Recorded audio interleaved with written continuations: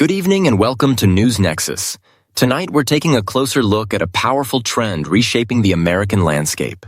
It's something that is affecting families, businesses, and entire states. Across the nation, millions of Americans are leaving the country's largest cities, places that once represented opportunity, excitement, and ambition. From New York and Los Angeles to Chicago and San Francisco, residents are packing their bags, searching for a different kind of life. Why is this happening? What's driving people away from the bright lights and skyscrapers of urban America? And what does it mean for the future of our cities, our economy, and our society as a whole? Over the next 25 minutes, we'll explore the economic pressures, cultural changes, and lifestyle choices that are fueling this migration. For generations, the story of America was the story of its cities. People arrived in New York seeking jobs, culture, and opportunity. Chicago's factories and railroads built middle-class families. Los Angeles offered glamour and sunshine. Cities symbolized progress, wealth, and the pursuit of the American dream. But what once felt like a dream is beginning to feel, for many, like a burden. The qualities that drew millions into urban centers, proximity, density, and endless activity, are now being overshadowed by high costs, crime, and congestion. To understand why people are leaving, we need to look at the forces changing city life from the inside out. The number one reason people cite for leaving large cities is simple: affordability. Take a city like San Francisco, where the median rent for a modest one-bedroom apartment hovers around $3,000. Add groceries, childcare, commuting, and taxes, and many households find themselves stretched to the breaking point. Contrast that with smaller cities or suburban communities. In places like Nashville, Charlotte, or even parts of Texas, the cost of living can be 30 to 50% lower. Families get more space, more comfort, and more breathing room, financially and literally. For many, the choice is no longer, do I want to live in a city, but rather, can I even afford to? It's not just that rents are high, there's also a severe shortage of affordable housing. In major metropolitan areas, bidding wars for tiny apartments or old homes have become the norm. Zoning laws, limited land, and decades of underbuilding have fueled a housing affordability crisis. For young professionals or first-time buyers, the idea of owning a home in cities like New York, Los Angeles, or Boston feels out of reach. Instead, many are turning to suburban or rural areas where their dollar stretches further and where homeownership is still possible. Beyond economics, there are emotional factors too. In many major cities, concerns about crime and safety are pushing people out. Whether or not crime rates are always higher, the perception is powerful.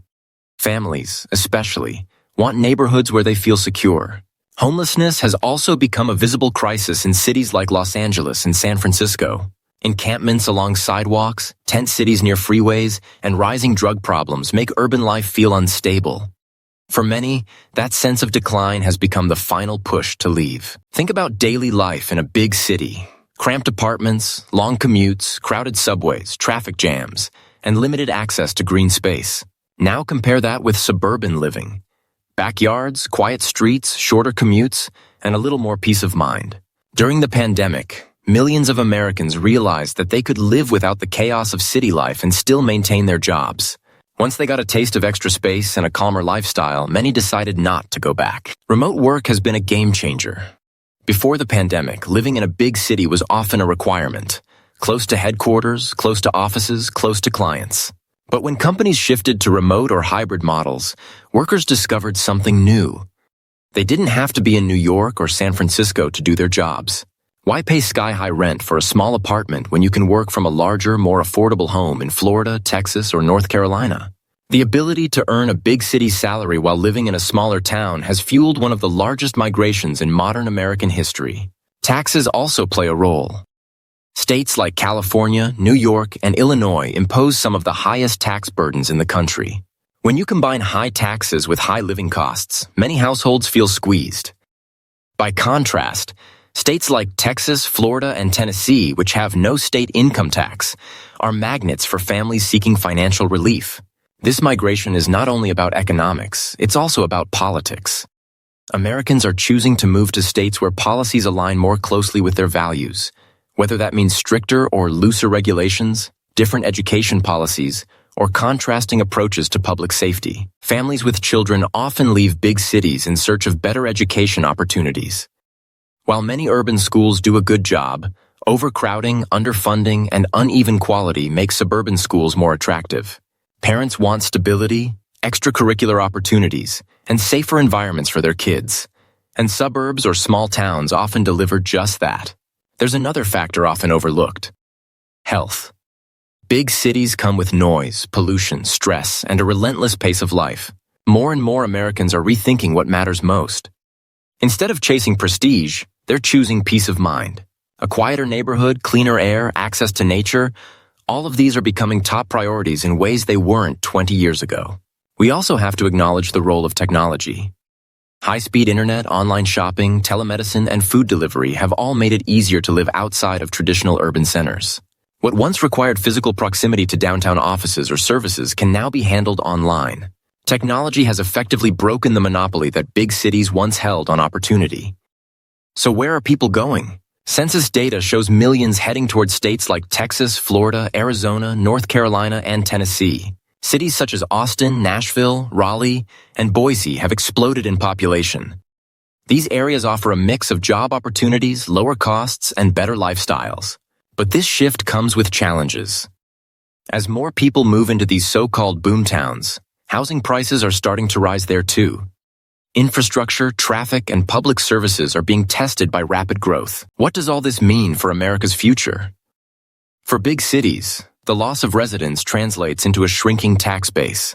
That can affect schools, transit, sanitation, and public safety. Businesses that rely on dense populations may struggle. On the other hand, smaller cities and towns will need to manage rapid growth carefully. Without planning, they risk replicating the same problems of congestion, unaffordable housing, and inequality that plague large cities today. What we're really seeing is a transformation of the American dream. For generations, success meant making it in the city. Today, success might mean having a house with a backyard, working remotely, and raising a family in a safe and affordable community. The question remains: will big cities adapt to bring people back? Or are we witnessing a permanent rebalancing of American life away from metropolitan centers and into smaller communities? So why are millions of Americans leaving big cities? The reasons are many. The crushing cost of living, the lack of affordable housing, safety concerns, lifestyle choices, and the freedom offered by remote work. Together, these forces are reshaping America's population map. Cities are not dead. They remain cultural, economic, and political powerhouses. But they are no longer the default choice for the American dream. As more people seek opportunity elsewhere, the definition of success in America is shifting right before our eyes. Thank you for joining us here on News Nexus. If you enjoyed this deep dive, please remember to like, share, and subscribe so you don't miss our next story. Until then, stay informed, stay engaged, and we'll see you in the next video.